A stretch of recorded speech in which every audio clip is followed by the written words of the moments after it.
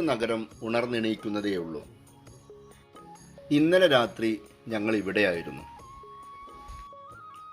ഞങ്ങളെന്ന് പറഞ്ഞാൽ ഹസീബും അക്കീമും സുരേഷും രമേശേട്ടനും ഞാനും പിന്നെ അൻസാറും. കാടും കാട്ടുമൃഗങ്ങളും ദൃശ്യവിരുന്നൊരുക്കുന്ന മനോഹരമായ മസിനഗുഡിയിലേക്കാണ് യാത്ര.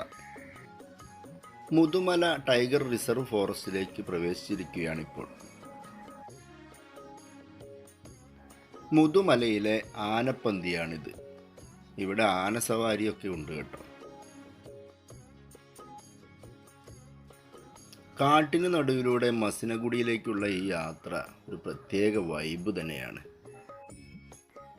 പുലർകാല മഞ്ഞിൽ തളിർപ്പുല്ലുകൾ തിന്നാനായി കൂട്ടത്തോടെ ഇറങ്ങിയ പേടമാൻ കൂട്ടങ്ങളാണ് കാട്ടിനുള്ളിലേക്ക് ഞങ്ങളെ വരവേറ്റത്. മാൻകൂട്ടങ്ങളിൽ നിന്നും കണ്ണൊന്ന് മാറ്റിയപ്പോഴേക്കും അതാ കാട്ടാനക്കൂട്ടം.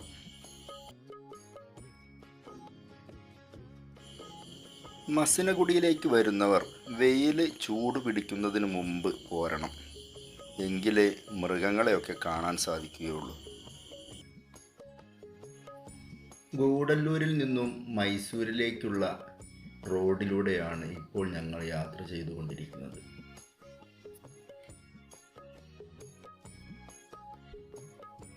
ഇതാണ് തെപ്പേക്കാട് ജംഗ്ഷൻ.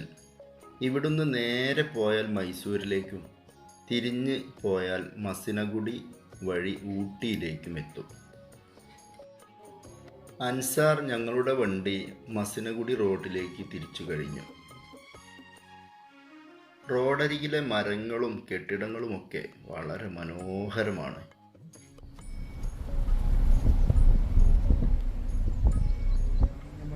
യാത്രക്കാരെല്ലാം വാഹനങ്ങൾ നിർത്തിയത് കണ്ടു നോക്കിയപ്പോൾ മാനുകളെല്ലാം കൂട്ടത്തോടെ റോഡ് മുറിച്ച് കടക്കുകയാണ്. ഈ ഒരൊറ്റ കലമാനാണെന്ന് തോന്നുന്നു വലിയൊരു കൂട്ടം പേടമാനുകളുടെ മൊത്തം സംരക്ഷകൻ. എങ്ങോട്ട് നോക്കിയാലും പുൽനാമ്പുകളെ നോവിക്കാതെ അവ കടിച്ചു പറിച്ചെടുത്ത് കഴിച്ച് മേയുന്ന ഹരിണങ്ങളുടെ നയനാനന്ദകരമായ കാഴ്ചകൾ മാത്രം.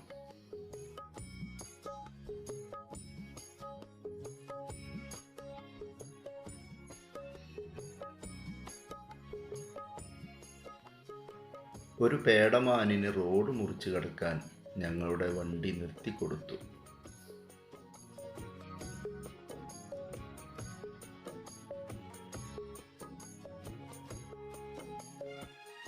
മാനിൽ നിന്നും കണ്ണിനെ പറിച്ചെടുത്തത് മയിലിലേക്കായിരുന്നു.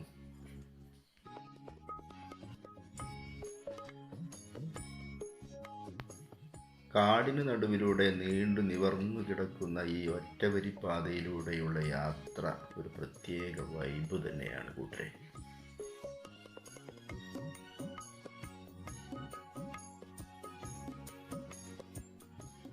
അൻസാർ എന്തോ കണ്ട് വാഹനം വേഗത കുറച്ചപ്പോഴാണ് ഞങ്ങൾ ഈ കാഴ്ച കാണുന്നത്. ഒരു കുഞ്ഞു കുസൃതി പയ്യൻ പിതാശ്രീയും മാതാശ്രീയും ഒത്ത് ഉലാത്താൻ ഇറങ്ങിയിരിക്കുകയാണെന്ന് തോന്നുന്നു.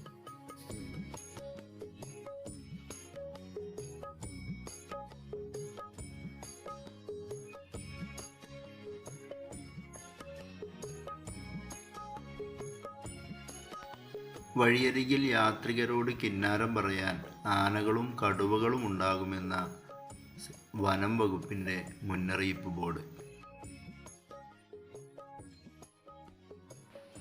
അങ്ങനെ ഓടി ഓടി ഞങ്ങൾ മസിനഗുഡിയിൽ എത്തിച്ചേർന്നിട്ടുണ്ട്. പ്രാതൽ ഇവിടുത്തെ ഹോട്ടലിൽ നിന്നാക്കാമെന്ന് കരുതി. റെസ്റ്റോറൻറ്റിൻ്റെ മുറ്റത്ത് വണ്ടി നിർത്തി ഇറങ്ങിയ അൻസാർ കൂട്ടം തെറ്റിപ്പോയ ഹസീബായിയെ വിളിച്ചു വരുത്തുകയാണ്. പ്രാതൽ കഴിച്ച് ആദ്യം പുറത്തിറങ്ങിയ എൻ്റെ കണ്ണിന് കർപ്പൂരമേകിയ കാഴ്ച ഇതായിരുന്നു.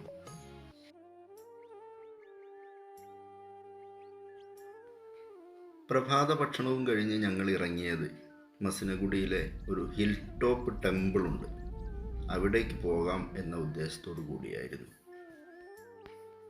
മസിനഗുഡി അങ്ങാടി കഴിഞ്ഞ് കഷ്ടിച്ച് 1 കിലോമീറ്റർ പോകുന്നതേ ഉള്ളൂ. അത് മാൻ വർഗത്തിൽപ്പെട്ട മ്ലാവുകളാണ് ആ ഓടിപ്പോകുന്നത്. ഒരുപാട് സിനിമകളിലൊക്കെ നമ്മൾ കണ്ട വിഭൂതിമലൈ മുരുകൻ ക്ഷേത്രം, ഒരു വലിയ കുന്നിൻ്റെ ഉച്ചിയിലാണ് ആ ക്ഷേത്രം സ്ഥിതി ചെയ്യുന്നത്.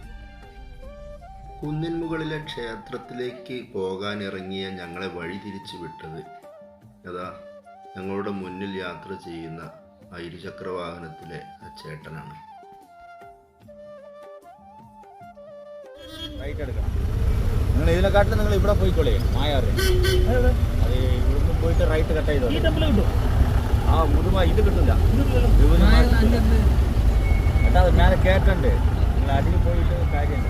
ഞങ്ങൾ പോകാമെന്ന് കരുതിയ വിഭൂതിമലൈ മുരുകൻ ക്ഷേത്രത്തിലേക്ക് കാറ് പോകില്ലെന്നും പ്രത്യേകം ജീപ്പിൽ വേണം അവിടേക്ക് യാത്ര ചെയ്യാനെന്നുമാണ് ആ ചേട്ടൻ പറഞ്ഞത്. നിങ്ങൾ ഇവിടുന്ന് മൊയാറിലേക്ക് പോയി നോക്കുക, നിങ്ങളുടെ യാത്ര മുതലാകുമെന്നാണ് അദ്ദേഹം ഞങ്ങളോട് പറഞ്ഞത്. ഞങ്ങളെ വഴി തിരിച്ചു വിട്ടതിന് ശേഷമാണ് ആ ചേട്ടനും മോനും പോയത്. ഇവിടുന്ന് 11 കിലോമീറ്ററാണ് മൊയാറിലേക്കുള്ളത്. മൊയാറിലേക്കുള്ള റോഡിലേക്ക് പ്രവേശിച്ച് കുറച്ച് കഴിഞ്ഞപ്പോൾ തന്നെ ഞങ്ങളെല്ലാവരും ആ ചേട്ടനോട് മനസ്സാ നന്ദി പറഞ്ഞു. അത്ര മനോഹരമായ ഒരു യാത്രയാണ് നമുക്ക് ഈ റൂട്ട് സമ്മാനിക്കുന്നത്.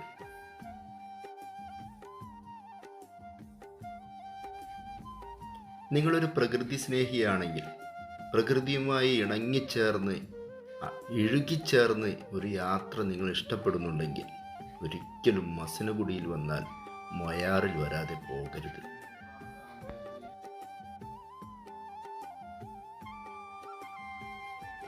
മാനും മയിലും അതുപോലെ തന്നെ സിംഹവാലൻ കുരങ്ങും ആനയും എന്ന് വേണ്ട ഒട്ടുമിക്ക വന്യമൃഗങ്ങളെയും തൊട്ടടുത്ത് നിന്ന് നമുക്ക് കാണാൻ സാധിക്കും. അതിലപ്പുറം കാടിൻ്റെ വന്യതയല്ല, വശ്യതയാണ് നമുക്ക് ഈ റൂട്ടിലൂടെ പോകുമ്പോൾ അനുഭവിക്കാനാവുക.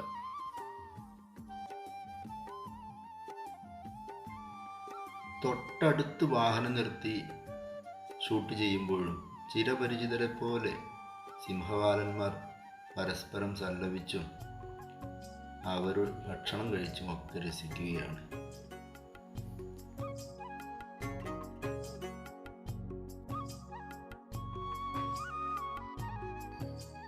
സിംഹവാലൻ കുരങ്ങുകളും മാൻകൂട്ടങ്ങളും ഒരുമിച്ച് മേഞ്ഞ് നടന്ന് പുല്ല് തിന്നുന്ന കാഴ്ച.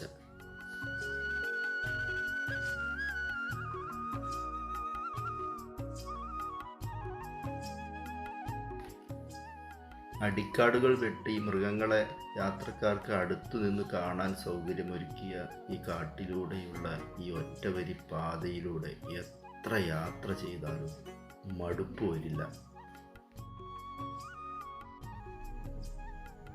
ഈ ഒറ്റയാൻ എത്ര സൗമ്യനാണെന്ന് നോക്കൂ. ശരിക്കും ഒരു എണ്ണച്ചായ ചിത്രം പോലെ തോന്നിപ്പിക്കുന്ന അതിമനോഹരമായ കാഴ്ച. കരിവീരന്മാർ കുടുംബസമേതം കൂട്ടത്തോടെ ഇളം പുല്ലും തിന്ന് മതിച്ച് നടക്കുകയാണ്. ഉള്ളിൽ നല്ല പേടിയുണ്ടെങ്കിലും ഇത്ര അടുത്ത് നിന്നും ഇത്രത്തോളം വലിയ കാട്ടാനക്കൂട്ടത്തെ കണ്ട ത്രില്ലിലാണ് എല്ലാവരും. കാടാണെങ്കിലും റോഡിനോരത്തെ മരങ്ങളൊക്കെ നന്നായി വെട്ടിയൊതുക്കി മനോഹരമാക്കിയിട്ടുണ്ട്.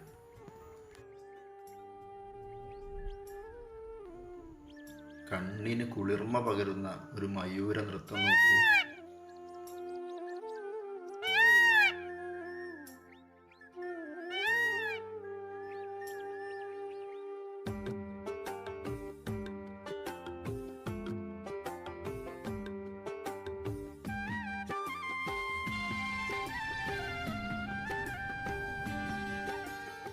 കാനനയാത്രയിൽ വന്യമൃഗങ്ങൾക്ക് പ്രകോപനവും ഉപദ്രവവും ഉണ്ടാകുന്ന ഒരു പ്രവൃത്തിയും നമ്മുടെ ഭാഗത്തു നിന്നും ഉണ്ടാവരുത്.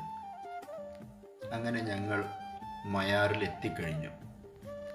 ഇവിടേക്ക് നമ്മളെ സ്വീകരിക്കുന്നത് മൂത്തു നരച്ച് പടുവൃദ്ധന്മാരായി നിൽക്കുന്ന ഒരുപാട് വൃക്ഷങ്ങളാണ്.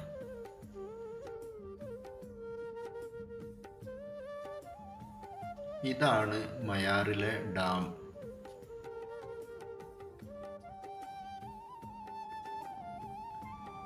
മണ്ണിട്ടുയർത്തിയാണ് ഈ ഡാം നിർമ്മിച്ചിരിക്കുന്നത്. ചെറുതാണെങ്കിലും അതിമനോഹരമായ ഡാമാണിത്.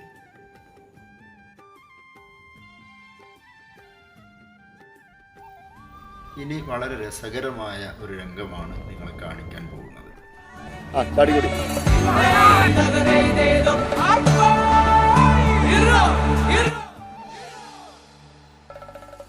സ്ലോ മോഷനിൽ ചാടാൻ സുരേഷിൻ്റെ കീശയിലെ മൊബൈലിലും ഒരാഗ്രഹം തോന്നിയപ്പോൾ സംഭവിച്ചത് നോക്കൂ.